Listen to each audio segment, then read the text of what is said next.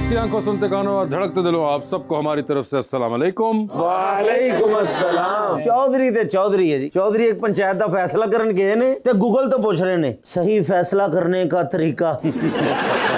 गाड़ी में जा रहे जीपीएस लगा के। अच्छा, वो जो जीपीएस में रास्ता नहीं बताती, हाँ जी हाँ जी, उस आंटी ने इनको कहा आगे से लेफ्ट हो जाएं, कहते ने असी कदी अपने वड्डियां दी मनी तेरी को मनी। लीजिए बुलाते अपने आज के खास मेहमान को, खास तौर पे कराची तशरीफ लाए हैं। रेडियो हो, फिल्म हो, थिएटर हो या टेलीविजन, हर मीडियम पे परफॉर्म करते हैं। आप सबकी तालियों में जनाब जाहिद अहमद।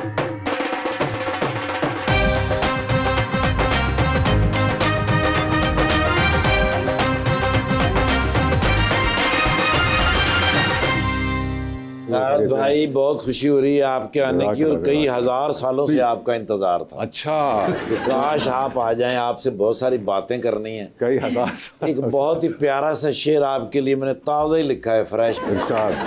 हम हैं कि ताल्लुक को निभाने में लगे हैं कुछ लोग, मगर दिल को दुखाने में लगे हैं।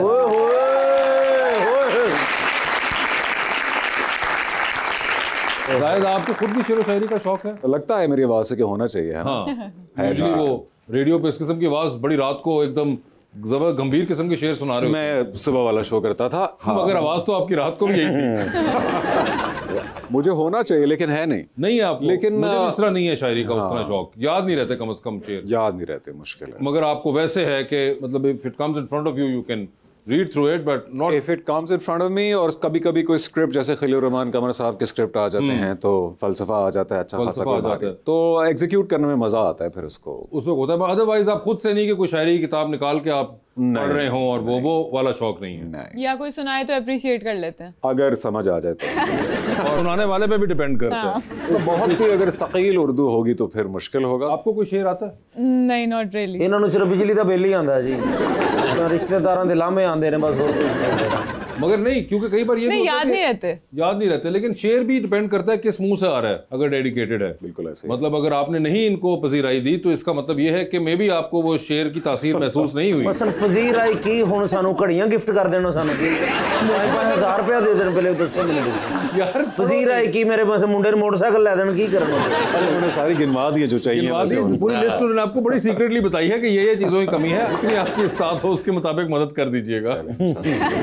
मगर मुझे शायद एक बात बताएं कि एक बड़ी ही इंटरेस्टिंग लाइफ रही है, मैं करियर नहीं कहूंगा, लाइफ इंटरेस्टिंग रही है, which you have repeatedly talked about in various interviews of yours. काम कुछ और कर रहे थे, वहां से थिएटर के थ्रू आना इस काम में, उससे पहले जिंदगी में कुछ होना, और उसके बाद भी काम के अंदर फिर आपका प्रोग्रेस करना, और उसके दरमियान में भी जो भी वाकयात हालात चलते रहे हैं। कभी अकेले बैठ के सोचते हैं कि यार ये 20-25 साल में जर्नी कुछ बहुत ट्विस्ट एंड टर्न्स वाली रही है? बिल्कुल, आई थिंक इस पॉइंट पे पहुंच के यही समझ आती है कि भाई हमारे हाथ में तो कुछ भी नहीं, अल्लाह ताला की ज़ात है जो नवाज देती हैं, और हर किस्म की जो आई थिंक स्ट्रगल भी आई वो भी ब्लेसिंग है, बिकॉज आप are able to look back at your life and say कि यार अल्हम्दुलिल्लाह जितना सोचा था उससे बहुत ज़्यादा। You used to do a corporate job आप करते थे, और उसके बाद आपने बताया कि एक थिएटर का मौका है, पहले रेडियो आया, रेडियो के बाद फिर थिएटर का मौका आया तो आपने कर लिया, और फिर आपको वहाँ पे एहसास हुआ था कि एक्टिंग करनी है।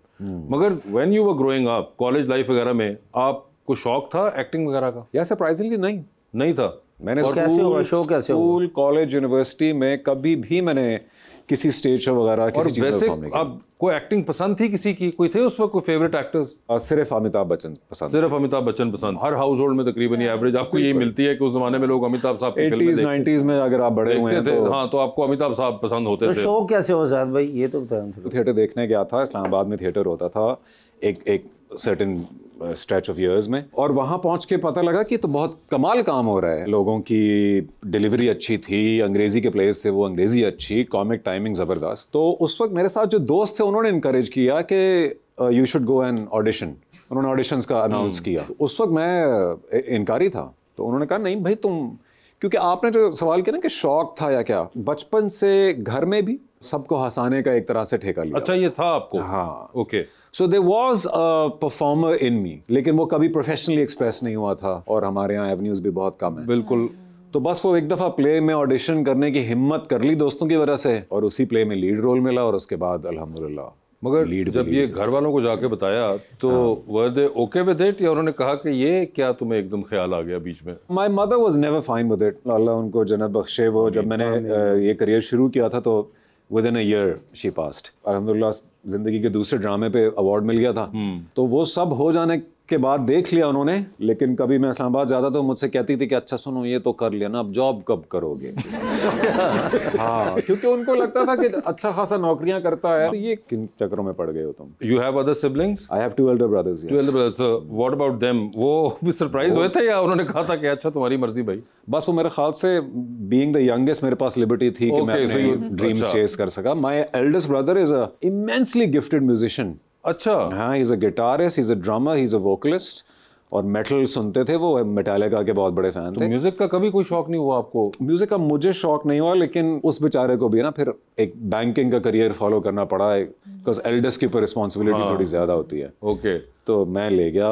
ये भी एक बड़ी, और खास तौर पे आज से 15-20 साल पहले तो ये बहुत एक आयरनी होती थी, क्योंकि ना आपके पास एवेन्यूज थे, और अब तो ये आप लोग यंगस्टर्स बड़ी डिग्रीज वगैरह आपको यूनिवर्सिटी से मिल रही हैं। हम तो डिग्री भी नहीं होती थी उस वक्त बंदा कोई ले सके इस काम से मुतालिक वो। आपके साथ कभी ऐसा हुआ है कि आपके अपने कैरेक्टर या परफॉर्मेंस की व्यू बदला हो after the audience feedback? After the audience very feedback? Good question यार, आई एम सो इम्प्रेस्ड। बड़ी बात है, आज आप मुझे अक्लमंद लगी।